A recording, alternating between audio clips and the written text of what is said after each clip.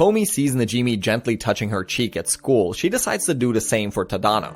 Najimi gives Komi a tiny notepad and instructs her to fill it with a list of every acquaintance she has met so far. She reluctantly extends the notebook to Tadano so he can begin by writing his name. Makoto Katai, a nervous newcomer, enters the classroom. On the other hand, he emanates a terrifying presence that keeps others away. Eventually, Tadano persuades Katai when he speaks to him. Visitors are encouraged to come to Nakanaka's house. As they arrive, Yamai irritates Nakanaka, which causes them to clash. When Komi responds that they both are equally important to her, Nakanaka, who is unsatisfied, challenges them to a video game, which Najimi wins. Komi forgets her pencil during an exam, but she's too frightened to ask the teacher to help her find it. As Tadano notices this, he intentionally drops his own pencil to assist her. After seeing that Tadano is without an eraser, Komi decides to return the favor. After that, they are both too ashamed to pay attention. Tadano prevents Hitomi from using the eraser Komi gave him once he gets home. Fearful of the impending strong storm, Komi requests that Tadano continue speaking to her when he calls because she feels relieved. Yamai searches for Komi's pants in a puddle back at school. She fails though and is left with little choice except to comfort herself in her beauty. Each of Tadano's male students recount what a love relationship with a female classmate would be like as they all sit together. When none of them can think of one featuring Komi, Tadano makes one up, which makes him feel embarrassed. Otori, Komi, and Onemine go to a cat cafe. Despite the fact that Komi adores cats, none of them want to play with her, which makes her envious of Otori. On the other side, Komi is thrilled when Chocolat, a black cat, comes up and lets Komi pet her as Onemine takes a picture. Yamai and Najimi play the I love you game with Komi to see how she reacts hearing I love you from different people. Tadano's turn eventually arrives, but before he can finish, he is cut off. When Komi stands up to go, he stops to think about how she intended him to complete the sentence outside of the classroom. She then visits Chocolat. Tadano tries to explain to Nakanaka and Yamai how to decipher Komi's current state of mind. Yet they misinterpret her and quarrel among themselves. Once more, Tadano's classmate conjure up romantic situations. When they finally manage to picture one with Komi in it, they paint her as a ruthless and dominant assassin. They immediately stop when Komi walks into the classroom. Tadano is invited to lunch by Katai, who tries to persuade him to go. He exits the classroom after noticing Tadano and Komi's fear, but Tadano stays. Tadano warns Katai from overextending himself by being approachable rather than frightening. Overjoyed, Katai finally acknowledges the troubled Komi and extends an invitation for lunch. Komi is in search of a Yakimo food truck. After the man realizes what her expressions meant, she is able to buy some.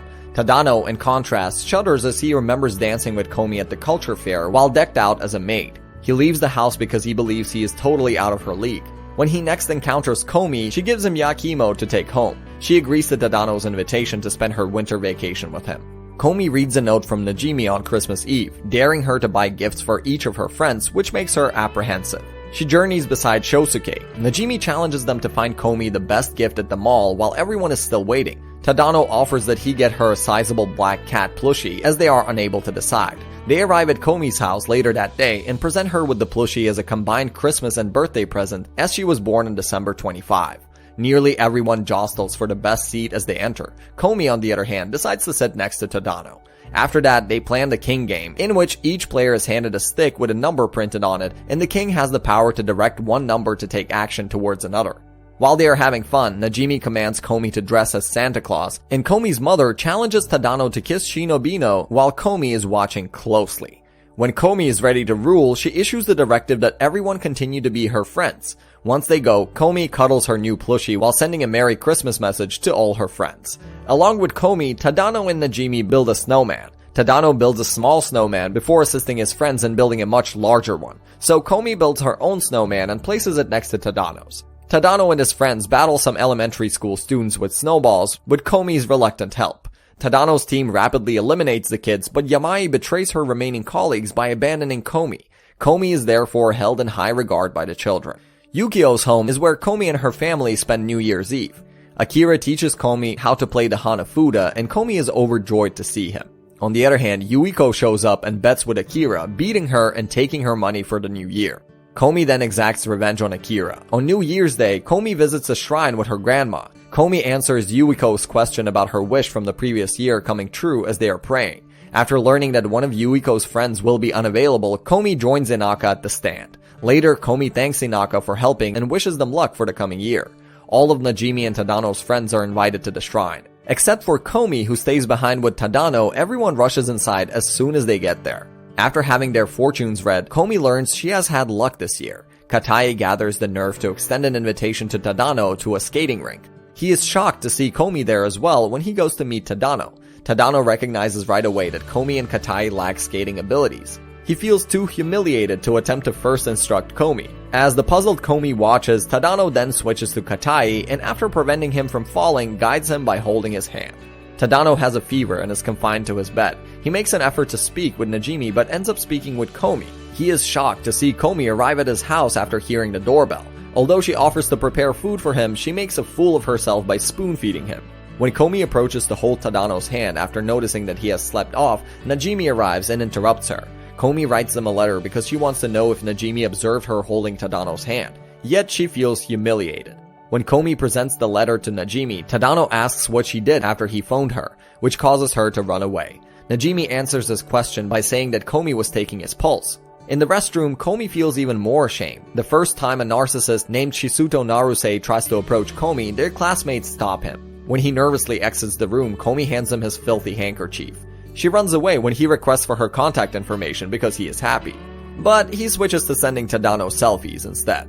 About possible venues for the upcoming school trip to Kyoto, Komi responds to Tadano's query. Tadano notices Komi is melancholic as they make their way home, but she objects. After they separate and Tadano is no longer visible, Komi calls him. She claims she is afraid to travel because she felt left out when her middle school class planned their trip. Tadano invites her to go along and congratulates her on making excellent pals. She nods in agreement and says she can't wait to go. At the train station where she will meet her pals, Komi arrives. Mikuni Kat and Ayami Sasaki, two of the girls in her group, decide to make Komi's journey special while she's on the train. Class 11 is welcomed by their tour guide, Ryoko Tenjoin, when they arrive in Kyoto. She quickly loses motivation though due to the lack of enthusiasm in the class. Tenjoin keeps her composure during the trip, making an unsuccessful attempt to demonstrate the class the various places. But when she realizes Komi and Tadano are paying attention, she gets motivated again. When Komi and Tadano decide to disperse from the group in order to take in the local architecture, Tenjoin is ecstatic. Komi and the girls take a bath when the class gets to their hotel as she refuses Yamai's approaches. Komi is baffled by Tadano's eagerness as the lads want him to take a picture of them. Komi joins the girls in their pillow fight while they're back in their room. They all act like they're asleep when the teacher checks on them. Later that night, Komi had trouble falling asleep. Komi is spending time with Sasaki and Kat. They want to achieve their strict deadline, however, they are falling behind schedule. Before Kat and Sasaki can argue, Komi calms them down by letting them see their earlier photos. Afterwards, Komi dons a Maiko costume and takes part in a street show. Unaware of the circumstances, Sasaki uses her yo-yo skills to rescue Komi. That evening, Sasaki insists that she was not the one who rescued Komi, but Kat finds proof on her phone that she was a skilled yo-yo performer. Komi finally agrees to show off her yo-yo talents after thanking Sasaki for protecting her. Later, when Komi and the other girls are talking about crushes, Kat and Sasaki are trying to describe what it's like to have one. Writing the first letter of the person's name, Komi realizes she has a crush on them. The following day, when Komi nods out on the train, Kat and Sasaki come up with a plan to introduce her to Tadano. Komi wakes up on his shoulder and quickly apologizes for making him feel so ashamed. When Tadano follows up by asking her if she enjoyed the trip, she replies positively. Onemine invites Komi to her house so they may bake chocolates on Valentine's Day.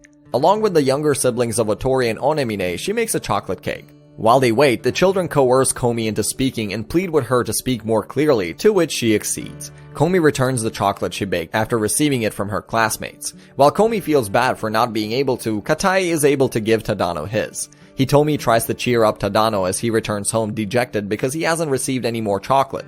Tadano observes Komi leaving the house. On a swing set, Tadano is hoping Komi would offer him chocolate. She hands him a form that was sent by Najimi before they part ways.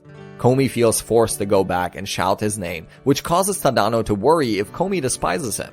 But Tadano is overjoyed when she finally presents him with chocolate. But after informing him that this chocolate is the best of the batch she made, Komi flees in shame. The classmates of Komi thank her for the candy. She fears meeting Tadano when she recalls what occurred.